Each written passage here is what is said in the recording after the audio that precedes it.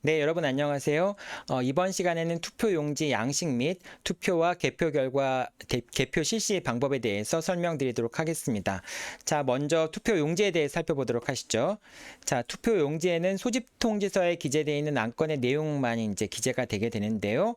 자, 투표 방법 같은 경우에는 거수에 의한 투표를 하는 방법도 있는데 사후 증빙이라든지 또는 이제 그 결의 결과를 정확히 증빙할 수 있도록 이제 가능하면은 서면 방식으로 투표 용지를 만드는 것이 이제 바람직합니다. 즉 서면 결의서 양식과 비슷하게 투표 용지를 만드셔가지고 그 투표 용지를 통해서 이제 그 결의를 성립시키는 것이 바람직하다고 볼 수 있습니다. 그리고 만약에 서면으로 이제 이걸 받아놓게 되면은 결의가 성립하지 않더라도 사후적으로 이제 서면 결의를 성립시킬 수도 있습니다. 서면 결의를 성립시킬 수 있습니다. 자, 그리고 그 집합건물 관리 부분에 대해서는 집합건물의 이제 관리단 집회의 결의 같은 경우에는 의결권의 충족 여부를 확인할 수 있어야 되기 때문에 비밀 투표가 아닌 방식으로 진행이 됩니다. 이제 공개 투표 방식으로 진행된다고 볼 수 있겠죠. 그렇기 때문에 각 전유 부분별로 구분 소유자의 이름이 표시될 필요는 없겠지만은 각 전유 부분의 구분 소유자가 찬성을 했냐 반대를 했냐라고 하는 부분이 표시가 되어야 됩니다. 그런 의미에서 의결권 행사할 때 거수가 아니라 가능하면 서면으로 되어 있는 투표 용지를 사용하시는 게 바람직하다고 볼 수 있습니다.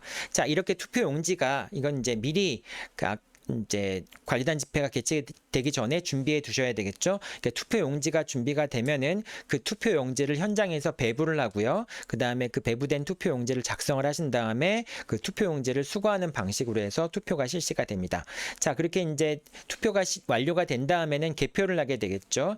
이제 개표를 하게 되면은 각 전유 부분별로 찬성의 의사표시를 하였는지 또는 반대 의사표시를 하였는지 부분을 명확히 기재를 하셔야 되고요. 그 다음에 이 개표된 현장에서 이제 투표된 용지들과 그 다음에 서면 결의서와 그 다음에 전자 투표를 통해서 한 것들, 전자 투표를 통해서 의결권 행사한 부분들은 그 전에 하루 전까지 할 수 있으니까 다 정리를 해서 다음날 이제 그 투표 용지하고 서면 결의서하고 같이 결합을 해서 이제 의결권 이제 이 행사된 것이 정족수를 충족했는지 여부를 이제 확인할 필요가 있겠죠.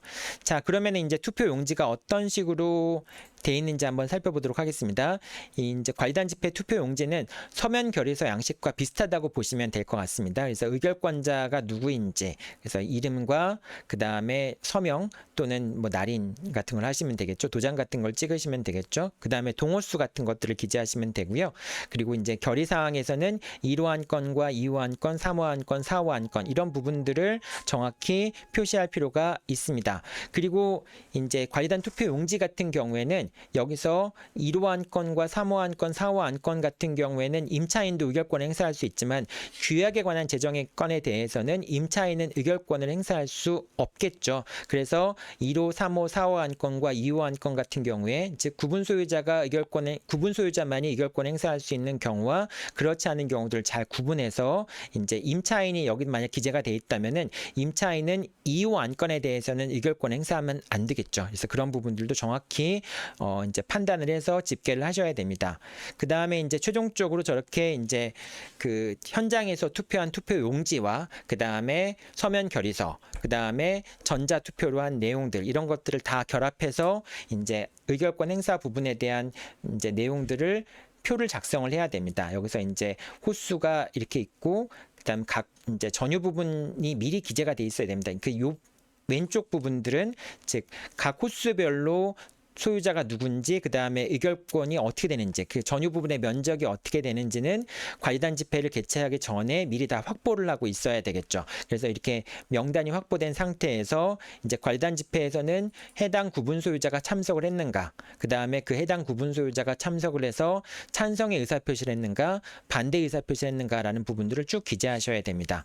자, 그 다음에 참석 여부에서는 현장에 직접 참석한 경우도 참석한 경우이지만은 현장에 직접 참석하지 않고 대리인을 통해서 또는 이제 서면 결의서를 통해서 또는 전자투표를 통해서 의결권을 행사한 경우도 참석한 것으로 볼 수 있습니다. 그래서 그런 경우에도 전자투표라든지 서면 결의서로 의결권 행사한 경우에도 참석으로 표시하시고 찬반 여부를 표시해 두시면 좋겠습니다. 자, 이렇게 이제 의결권 행사 현황에 대한 것까지 해서 이렇게 관리단 집회의 개표가 이제 이루어지게 되는 겁니다. 그럼 이제 이렇게 되면은 결과적으로 결의가 성립했는지 여부를 확정을 할 수가 있겠죠. 자, 이번 시간에는 투표 용지의 양식을 어떻게 작성하는지, 그 다음에 어떤 방식으로 투표가 이루어지는지, 그 다음에 개표는 어떤 방식으로 이루어지는지에 대해서 살펴보았습니다. 네, 여러분들 수고하셨습니다.